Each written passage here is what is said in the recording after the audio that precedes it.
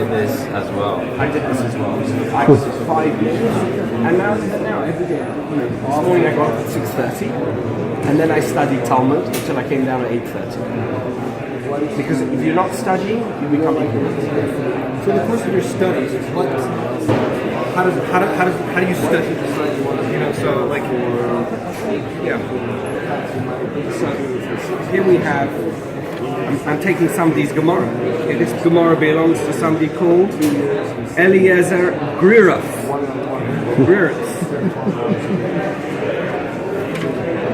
This is the tractate Baba Batra. This says it's the Babylonian Talmud. It's a Babylonian Talmud. Open to the first page.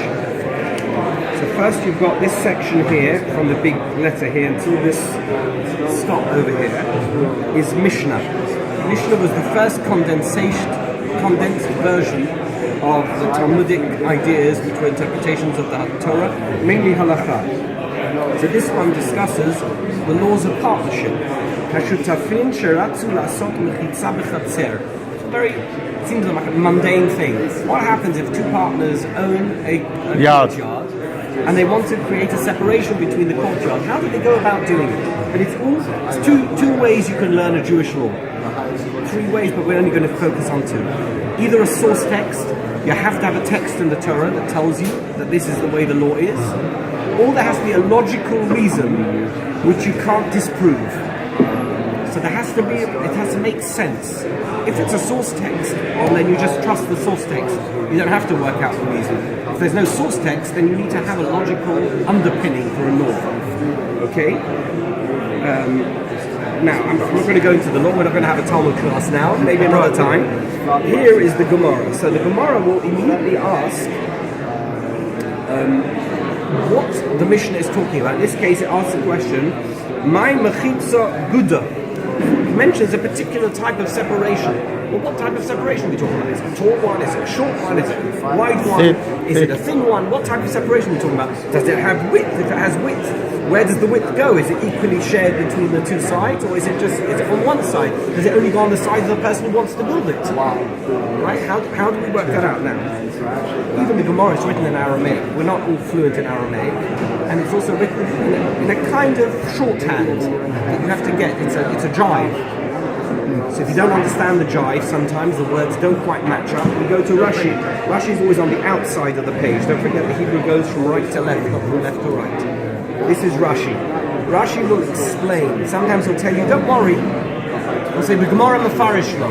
The Gemara is going to explain it. I know you've got a crazy question that's stopping you from studying. Don't stop. You move on, because when you get to the Gemara, it's going to explain to you everything that you don't understand in the Mishnah. Then you've got Tosafot. Tosafot is like an indexed commentary. So he'll say, it's very nice that the Mishnah talks about partnership in Baba Basra, but it says something totally different in the Gemara in Baba Metzia. How do you reconcile these 2 contradictory sources? And it will come up with ingenious answers. I'll give you a secret tip. If Tosafot comes up with 2 answers, he hasn't come up with a very good answer, because he came up with a brilliant answer, there'd only be 1. Sometimes he comes up with 3, then you've got to really be nervous. Then what you'll discover is, at the back of the Gemara, you'll find different explanations of the Gemara which are not included on the page. This is something called the Rosh. Okay, this is Rabbi Dunner. And you'll have something here, it says the Maharsha. Maharsha was a genius. He explained not only the legal texts of the Talmud, but also the narrative texts, a lot of stories of the Talmud. Explanation of verses in the Torah which require illumination. We don't understand. Who was Moses? Why did he exist? Why was he chosen? And he'll expand on that, things like that. And if there's explanations of him, explanation breeds more explanation. You go ever deeper and deeper until you become completely enveloped in Torah. I give a Talmud class every Saturday for an hour before the service. People come, I've got heart surgeons, top lawyers, physicians, businessmen. They come, they leave everything at the door, they become my Talmud students. And they say, we want to be completely enveloped, we want to understand the words of Talmud. We're not surgeons here, we're just first name terms.